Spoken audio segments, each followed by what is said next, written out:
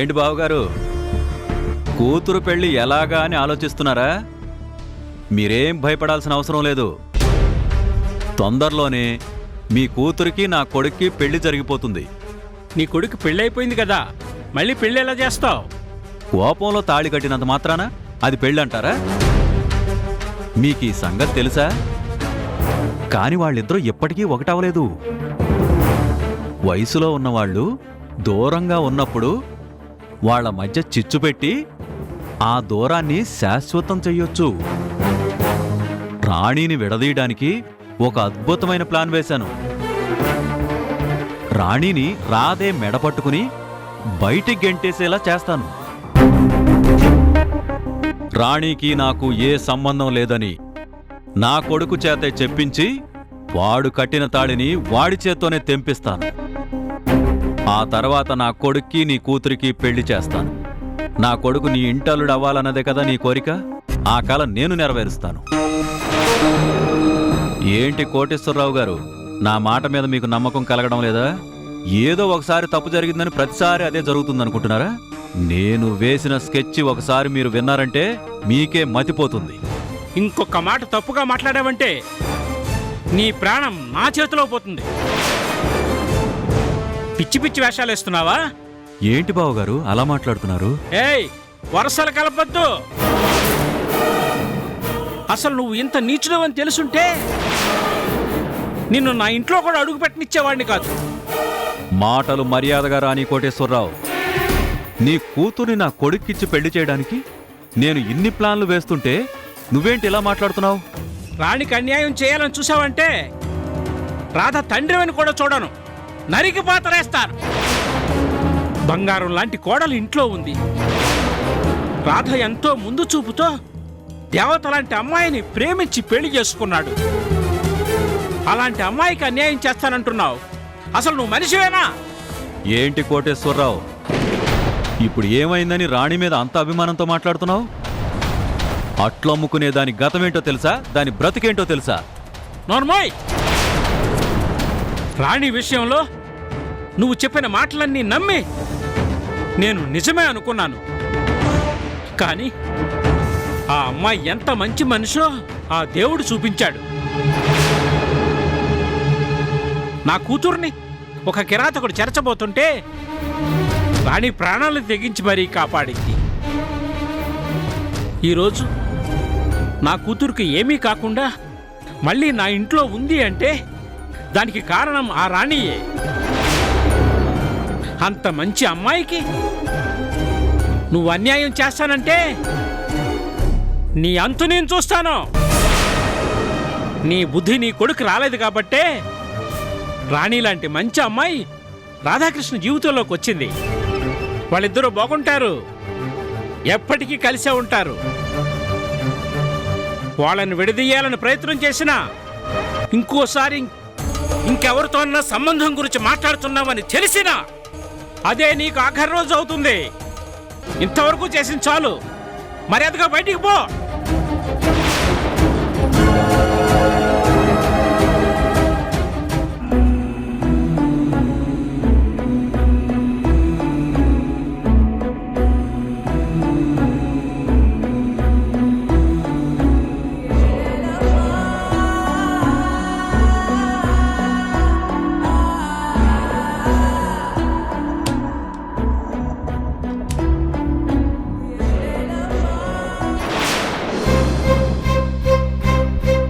అసలెవరమ్మా నువ్వు?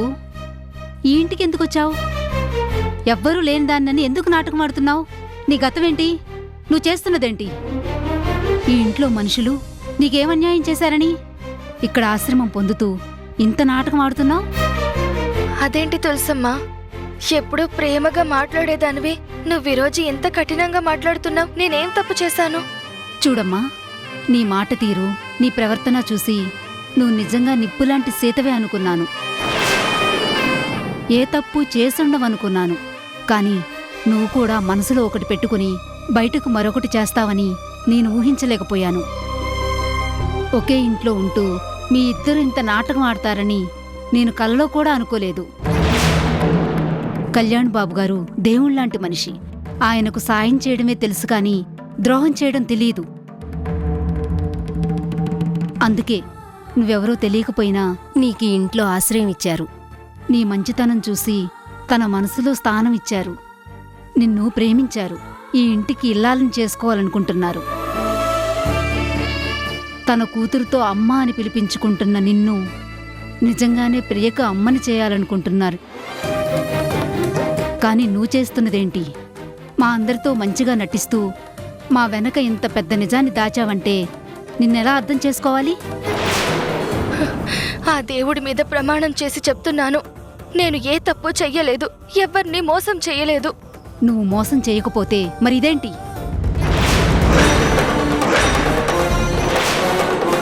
దీనికి సమాధానం చెప్పమ్మా. నీ పేరు వర్ష కదా? నువ్వు వంశీ ప్రేమించుకున్నారు కదా? వంశీ సమంతని కాదని తన ప్రేయసు కోసం వెతుకుతున్నాడని కళ్యాణ్ బాబుతో ఎన్నోసార్లు చెప్పడం నేను విన్నాను. ఆ ప్రియురాలు ఎవరో కాదు, నువ్వే అన్న సంగతి కళ్యాణ్ బాబుకి తెలీదు. ఇప్పటికి నువ్వేం దాచలేదంటావా? ఈ నిజం అబద్ధం అంటావా? అదంతా నిజమే కాని తనకి నాకు ఏ సంబంధమూ లేదు. అప్పుడు నేను వర్షని. వర్షగా ఉన్నప్పుడు నాకు ప్రాణం ఉండేది. ప్రేమించిన వంశీ ఉండేవాడు. నా వాళ్ళంటూ నాకు ఉండేవారు. ఇప్పుడు నా పేరు సీత. ఈ సీతకి ఈ కుటుంబం తప్ప ఇంకెవరూ తెలీదు. కొన్ని బంధాలు బయట పెట్టకూడదని నేను చెప్పలేదు. నా బాధని నా గుండెల్లో దాచుకున్నానే తప్ప కళ్యాణ్ గారిని ఎలాంటి మోసం చెయ్యాలని నేను అనుకోలేదు. నేను మనస్ఫూర్తిగా చెప్తున్నాను. ఏంటమ్మా ఇది? ఇందాక వంశీ నీతో మాట్లాడడం మొత్తం విన్నాను. ఇప్పుడేమో నువ్విలా మాట్లాడుతున్నావు. అసలేం జరిగింది?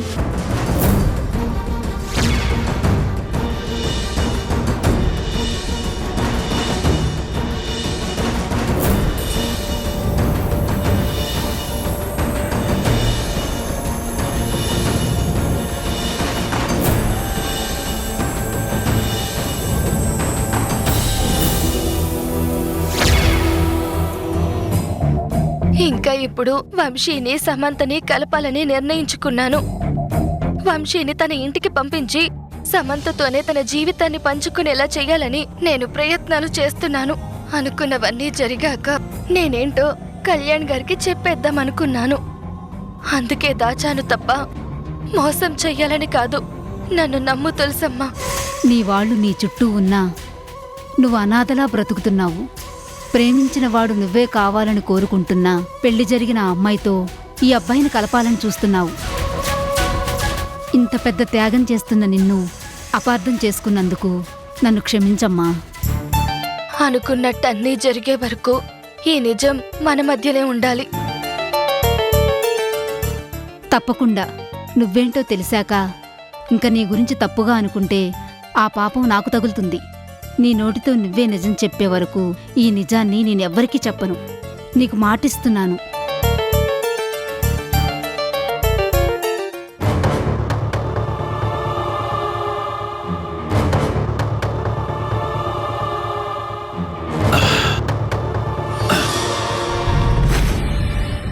ఎంత పని జరిగింది! రాణిని రాధని విడదీద్దామనుకుని ఎంతో ప్లాన్ చేస్తే వీడు రాణి మెడలో తాళి కట్టి తనని భారీగా చేసుకున్నాడు. నన్ను వెధవం చేశాడు. ఏం చేసినా సరే వాళ్ళిద్దరూ విడిపోరని నిరూపించాడు. నేనేం చెయ్యలేని చేతకాని వాణ్ణని నన్నే వెక్కిరించాడు. ఒరేయ్ రాధ, నీ చదువు కోసం లక్షలకి లక్షలు ఖర్చు పెట్టాను. ఎంత గొప్పగా చదువుకుంటే, పై దేశాల్లో ఎంత పెద్ద పెద్ద చదువులు చదివితే ఇక్కడ నీ పెళ్లి అనే బిజినెస్ మరింత లాభాన్ని తీసుకొస్తుందని కట్నం రూపంలో కోట్లకు కోట్లు తీసుకోవాలనుకున్నాను. నాకున్న ఆస్తుల్ని మరింత పెంచుకోవాలనుకున్నాను. సెంట్రల్ మినిస్టర్ సంబంధం కాళ్ళ దగ్గరకు వస్తే కాదు అనుకుని ఆ అట్లమ్ముకునే దాని దగ్గరకు వచ్చావు. నా ఆస్తి మొత్తం పోయింది. అందుకే నీ ప్రేమను సమాధి చేసి నా కొత్త ఆస్తులకు పునాదులు వేసుకోవాలనుకున్నాను. కానీ నువ్వు నా ఆశల్ని చంపేశావు. నాకు నచ్చలేదు. నువ్వు చేసిన పని నాకు నచ్చలేదు రాధా, నచ్చలేదు.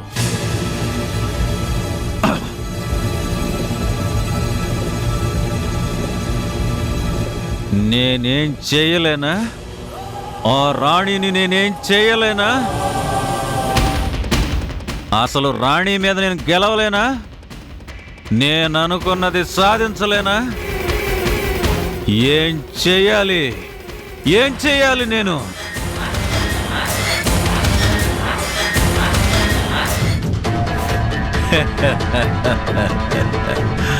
కరెక్ట్. రాణి బ్రతికుంటే మా రాధ నుంచి రాణిని విడదీయలేను. కానీ ఆ రాణిని చంపేస్తే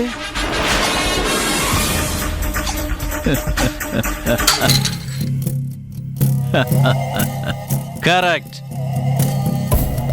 రాణి ఊపిరి తీసేసి నా భవిష్యత్తుకి ఊపిరి పోసుకుంటాను.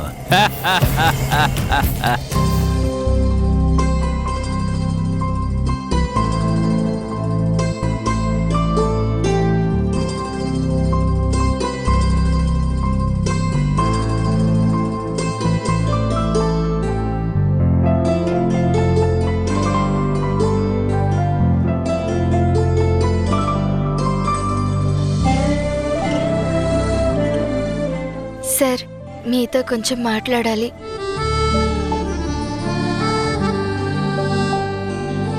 పరాయి మనిషిని అడిగినట్టు అలా పర్మిషన్ అడుగుతావేంటి సీత? నువ్వు ఏంటి మనిషివి? ఇక్కడ నీకు స్వతంత్రం ఉంది. నువ్వు చెప్తే చాలు, పర్మిషన్ అడగనక్కర్లేదు. ప్రస్తుతానికి నేను మీ హాస్పిటల్లో పనిచేస్తున్న ఒక నర్సుని, మీ ఇంట్లో ఆశ్రయం పొందుతున్న ఒక మనిషిని. నేనేం చేసినా మీకు చెప్పే చెయ్యాలి. మీ పర్మిషన్ తీసుకుని చెయ్యాలి. నా హద్దుల్లో నేనుండాలి. నాకొక 2 రోజులు లీవ్ కావాలి. లీవ్ తీసుకో, కానీ ఎందుకో తెలుసుకోవచ్చా? మా ఫ్రెండ్ పెళ్ళుంది, నేను వెళ్ళాలి. సరే, మన కారులో వెళ్తావా? పెళ్ళి ఈ ఊర్లో కాదండి, విశాఖపట్నంలో. టికెట్ బుక్ చేసుకుంటాను. సరే అయితే, ప్రియాని లాంగ్ ట్రిప్కి తీసుకెళ్ళి చాలా రోజులైంది. సరదాగా ముగ్గురం కారులోనే వెళ్దాం. నువ్వు పెళ్ళికి అటెండ్ అవ్వు. మనం కూడా ఒక ట్రిప్కి వెళ్ళొచ్చినట్టుంటుంది. ప్రియా కూడా హ్యాపీగా ఫీల్ అవుతుంది. మీరొద్దు సార్, నేనొక్కదాన్నే వెళ్ళాలి. అదేంటి సీత, నువ్వు ఒక్కదానివే ట్రైన్లో వెళ్ళడం ఎందుకు? మీ ఫ్రెండ్ పెళ్ళికి నేను రావడం ఇష్టం లేకపోతే మేం వేరే హోటల్లో రూమ్లో ఉంటాం. బట్ అందరం కలిసి కారులో వెళ్దాం. ప్రియా కూడా హ్యాపీగా ఫీల్ అవుతుంది. అది కాదు సార్. సీత బాధని అర్థం చేసుకోండి బాబుగారు. తను స్నేహితురాలి పెళ్లికి వెళుతుంది. పెళ్లి కాని అమ్మాయి ఇలా పరాయి వ్యక్తితో కలిసి వచ్చింది అంటే లోకులు కాకులై ఎలాంటి నిందలు వేస్తారో. నిప్పులో దూకినా ఆడదాని మీద పడిన నింద మాత్రం పోదు. అందుకే సీత భయపడుతుంది. భగవంతుడి దయ వల్ల అన్నీ అనుకున్నట్టు జరిగితే తర్వాత మీరందరూ కలిసి ఉండొచ్చు. ఇప్పుడు మాత్రం సీత వెళ్ళడానికి అడ్డు చెప్పకండి. సారీ సీత, నేనలా ఆలోచించలేదు. అందరం కలిసి వెళ్దామని ఆనందంగా చెప్పాను. కానీ నిన్ను ఇబ్బంది పెట్టాలని కాదు. మన మధ్యున్న బంధం ఏంటో మనకి తెలుసు. ఒకే ఇంట్లో ఉంటున్నా ఎవరి హద్దుల్లో వాళ్ళం ఉంటున్నాం. తప్పకుండా నువ్వు ఒక్కదానివే వెళ్ళు. కానీ ఒక్కటి, ఆ పెళ్లి నుంచి తిరిగొచ్చాక నేను నీకు చెప్పిన విషయం గురించి మాత్రం నువ్వు నాకు సమాధానం చెప్పాలి. నీ అభిప్రాయం ఏదైనా సరే తీసుకోవడానికి నేను సిద్ధంగా ఉన్నాను. అది మంచిగా ఉంటే నేను ఆనందంగా ఉంటాను. తప్పకుండా చెప్తుంది బాబు. తను కూడా అదే ప్రయత్నంలో ఉంది. ఇప్పుడు మాత్రం తన్ని వెళ్ళనివ్వండి. డబ్బులేమైనా కావాలంటే తీసుకెళ్ళి సీత. ఫ్లైట్ టికెట్స్ అవి కావాలంటే నేను బుక్ చేయిస్తాను. ప్లీజ్ సార్, అవన్నీ నా ఫ్రెండ్ చూసుకుంటుంది. నాకు పర్మిషన్ ఇచ్చినందుకు థ్యాంక్ యూ సో మచ్.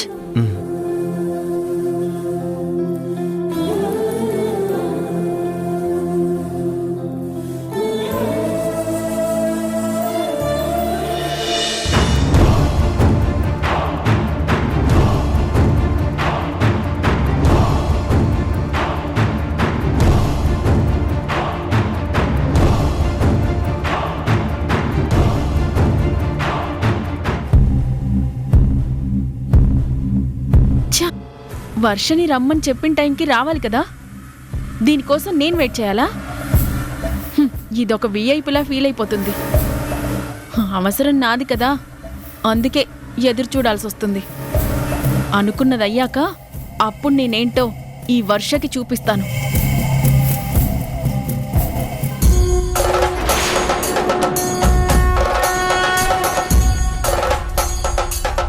ఏంటి, నేనెప్పుడు రమ్మన్నాను, నువ్వెప్పుడొచ్చావు? అదేంటి సమంత అలా మాట్లాడతావు? నేను ఇంకొకరి ఇంట్లో ఉంటున్నాను, వాళ్ళకి చెప్పి రావాలి కదా. అందులోనూ ఎవ్వరికీ ఏ అనుమానం రాకుండా రావాలంటే కొంచెం సమయం పడుతుంది. నిన్ను వెయిట్ చేయించినందుకు సారీ. ఈ మాటలకేం తక్కువ లేదు. ఇలా జాలిగా మాట్లాడే కదా వంశీ నీ వైపుకు తిప్పుకున్నావు. నువ్వు ఎన్ని మాటలన్నా నాకు కోపం రాదు. నేనేం చెయ్యాలనుకుంటున్నానో నాకు తెలుసు కదా. నీకు ఎప్పటికీ అన్యాయం చెయ్యను. అది నువ్వు తెలుసుకుంటే చాలు సమంత. సరే వెళ్దామా? అలాగే వెళ్దాం. కానీ నిన్ను నేను మా ఇంటికి తీసుకువెళ్తున్నాను అంటే ఖచ్చితంగా అందరూ ఆశ్చర్యపోతారు. నీ నీడను కూడా సహించని నేను నిన్ను వెంట పెట్టుకొని మా ఇంటికి తీసుకువెళ్ళానంటే అందరికీ లేనిపోయిన అనుమానాలొస్తాయి. మరీ ముఖ్యంగా మా నాని ఆవలిస్తే పేగులు లెక్కబెడుతుంది. అందుకే నువ్వు అక్కడ ఎలా ఉండాలో ఏం చేయాలో ముందే నేను నీకు చెప్తాను. వాటన్నింటికి నువ్వు ఒప్పుకుంటే నిన్ను నేను మా ఇంటికి తీసుకువెళ్తాను. చెప్పాను కదా సమంత, నువ్వేం చెప్పినా చేస్తాను అని. ఇంకా అనుమానం ఎందుకు? నేనేం చెయ్యాలో చెప్పు.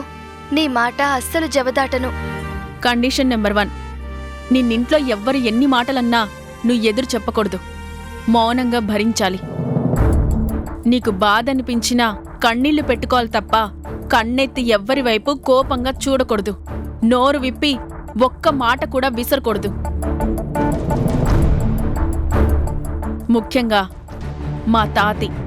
ఎందుకంటే నిన్నింట్లోకి రానివ్వడం ఆయనకస్సలు ఇష్టం ఉండదు. నువ్వు ఆయన కంటపడ్డం ఆయనకస్సలు నచ్చదు. తాతి నిన్ను ఏమైనా అనొచ్చు, కానీ నువ్వు మాత్రం తాతిని ఏమీ అనకూడదు. మా తాతయ్య నన్ను 4 మాటలంటే అవి నాకు ఆశీర్వాదం అనుకుంటాను, కానీ ఆయన్ని నేనెందుకంటాను? అలా చూస్తూ ఏంటి మౌనంగా ఉన్నావు? సమాధానం చెప్పు. నీకు తాతయ్య అయితే నాకు తాతయ్య అవుతారు కదా. తాతయ్య అనే మాటలు నేను పట్టించుకుంటానా? నేనేమీ అనను. ఈ వరుసలే వద్దు. ఆయన నాకు మాత్రమే తాతి, నీకు మాత్రం సార్. అంతవరకే ఉండు. కండిషన్ నెంబర్ 2, నువ్వు అక్కడికి వచ్చావంటే వంశీ ఊరుకోడు. ఎలాగైనా నిన్ను తీసుకొచ్చేయాలని ప్రయత్నిస్తాడు. వంశీ నీకేం చెప్పినా నేను చెప్పే వరకు నువ్వు ఆ ఇంట్లో నుంచి అడుగు బయట పెట్టకూడదు. మీ ఇద్దరిని ఒక్కటి చేయాలని ప్రయత్నిస్తున్న మనిషిని నేను. నీ మాట కాదని వంశీ మాట నేనెందుకు వింటాను? వీలైతే వంశీని అక్కడే నీ దగ్గరగా ఉండమని చెప్తాను, కానీ వంశీ మాట విని నేను బయటికి రాను. Very good. కండిషన్ నెంబర్ 3, నువ్వు ఆ ఇంటికి అతిథిగా రావడం లేదు, పని మనిషిగా వస్తున్నావు. నిన్ను అలాగే తీసుకువెళ్తాను. అందరికీ అలాగే పరిచయం చేస్తాను. ఇంట్లో పని కోసమే పని మనిషిగా తీసుకొచ్చానని అందరికీ చెప్తాను. అన్ని పనులు నువ్వే చేయాలి. నీకిష్టమేనా? మీరంతా నా అనుకున్నప్పుడు నా వాళ్ళ కోసం చేసేదాన్ని నేను పని అనుకోను, బాధ్యత అనుకుంటాను. నువ్వు దానికి పని మనిషి అని పేరు పెట్టినా నేను మనస్ఫూర్తిగా ఒప్పుకుంటాను. ఆ ఇంట్లో పని చేయడం, మరీ ముఖ్యంగా మీ అందరికీ సేవ చేయడం నాకు చాలా సంతోషం. అది నువ్వు అనుకున్నంత తేలిగ్గా ఉండదు. తాతయ్య షష్ఠి పూర్తికి నన్ను తీసుకెళ్తున్నావు. ఆ ఫంక్షన్ని చూడాలని నాకు ఉంది. అందుకే నువ్వు చెప్పినట్టే చేస్తాను. నువ్వు ఎలా ఉండమంటే ఆ ఇంట్లో నేను అలాగే ఉంటాను.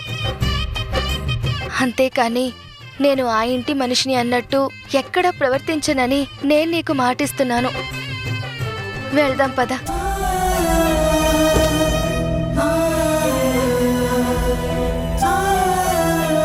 నువ్వు ఎన్ని కండిషన్లు పెట్టినా నువ్వు నన్ను నా ఇంటికి తీసుకువెళ్తున్నావు. నా వాళ్లతో ఉండేలా చేస్తున్నావు. ఈ ఆనందం నాకు చాలు. ఎన్ని మాటలైనా భరిస్తాను, ఎన్ని అవమానాలైనా సహిస్తాను. ఏం చేసేనా నిన్ను వంశీని ఒక్కటి చేసి తీరుతాను. ఎంత పిచ్చి పని చేసావు వర్ష. సమంతని వంశీని కలపడానికి నువ్వు ఈ ఇంటికి ఒక పని మనిషిగా వచ్చావా? అది కూడా బుద్ధి లేకుండా. కండిషన్ పెడితే అసలు నువ్వెలా ఒప్పుకున్నావు? ఇంతవరకు నువ్వు చేసిన త్యాగం చాలు. ఇంకా నువ్వు ఏ త్యాగం చెయ్యొద్దు. నిజమేంటో నేను అందరికీ చెప్పేస్తాను.